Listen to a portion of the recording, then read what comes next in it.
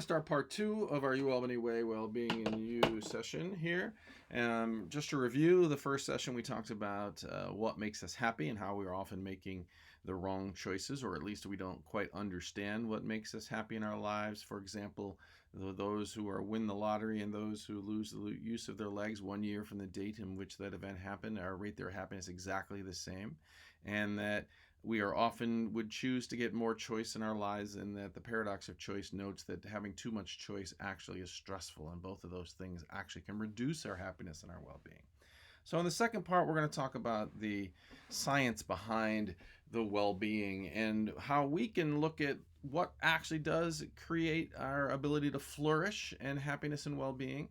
And much of the research that I'm going to be talking to you about comes from Martin Seligman, whose research that is being done resulted in his book called Flourish, which is a visionary new understanding of happiness and well-being. Martin Seligman is a professor, former president of the American Psychological Association, who did a lot of research on positive psychology. In fact, is often called the father of modern positive psychology.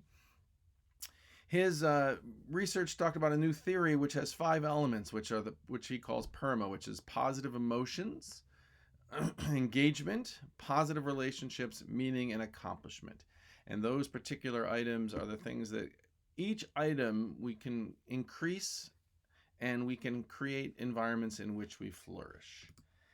This practice is evidence-based. Martin Seligman's work, Dr. Seligman has done this research at UPenn. Everything that I've done that I'm going to speak about is things in which he has spent the time, energy, and study to verify the ability to show that if we can increase these 5 elements, we can actually increase our well-being. If you think about it, most of us in our times here think about getting rid of bad habits, whether you want to stop eating food at night or chocolate, or whether you need to stop being lazy, whatever it is, watching too much TV. We all think about things that we can do to get rid of our bad habits. But Martin Seligman really focused on the fact that if you think about your life as a garden, the things that you want to get bad habits are like the weeds that need to be pulled. However, if you only pull the weeds from your garden, you're still left with dirt. And what he really talks about is the positive qualities that we can enhance to increase our well-being. Those are the seeds of well-being that can create that flower garden that makes us flourish, makes us happy, makes us well. And when he talks about positive emotions, he's really talking about our ability to create positivity and think positively. And you can actually trick yourself into positivity sometimes. There is an article that I've noted here from NBC News which talks about tricking your brain with happiness and boosting your health. That smiling is contagious.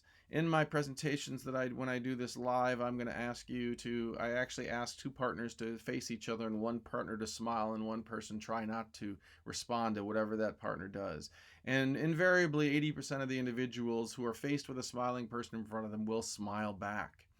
That we are reflexive in our human nature to respond to another human being. So if they're smiling, we will smile back.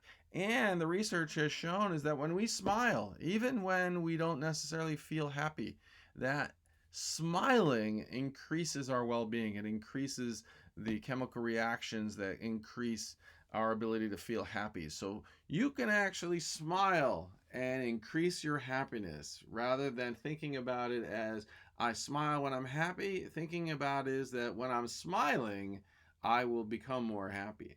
And this is one way for us to talk about increasing our positive emotions. Positive emotions, Dr. Sullivan tells us, is something in which some of that is genetic, that some people are more positive than others. However, he has also noted in his research that all of us, regardless of where we start, can be more positive, and that being more positive increases our ability to flourish and to be happy. This magazine cover for the Harvard Business Review that I'm showing now is actually one of my favorites because it talks about the value of happiness.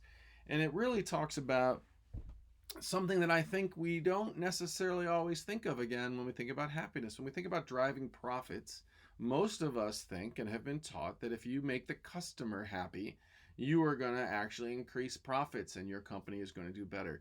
This Harvard Business Review magazine is not saying that, actually. If you read it more closely, It says the value of happiness is how employee well-being drives profits. That if we can increase the well-being of our employees, that will be more likely to make our company more productive and increase profits. The idea that well-being of employees is what impacts customer happiness and satisfaction is not something that we've necessarily thought about. Again, as we think about happiness and flourishing, we don't necessarily always make the right connections. Sean Anker from Harvard has done a lot of work on this when he has a book called The Happiness Advantages, which he calls the 7 principles of positive psychology that fuel success and performance at work. And he is someone who started off at Harvard.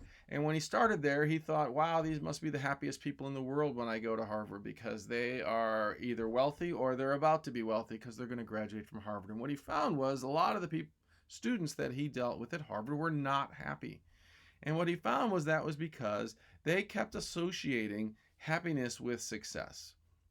They kept thinking that if I only get to do this, if I only get the A in my class, if I'm only in the top 10% of my class, if I only get this internship, if I get this job, I will be happy. And what he was able to do through his research is to show is that, in fact, we aren't happy when we actually create those successes. What we are is more likely to have that success when we're happy.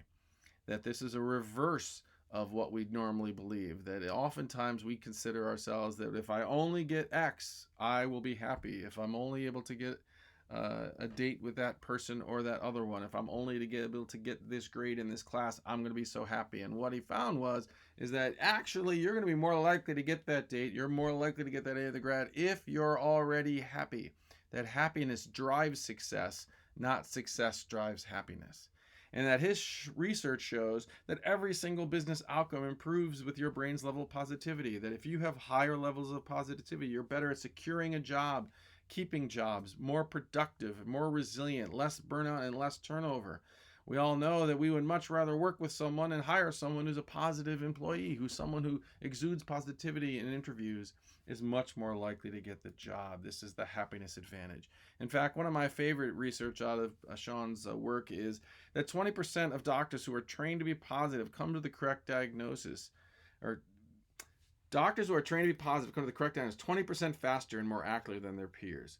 This is, to me, amazing. I'm always thinking every time I go to the doctor that I'm hoping that my doctor did not have a fight with their spouse on their way into the office.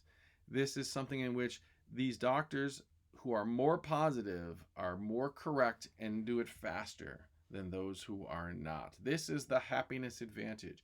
Happiness is not driven by success. Happiness is the driver to your successes.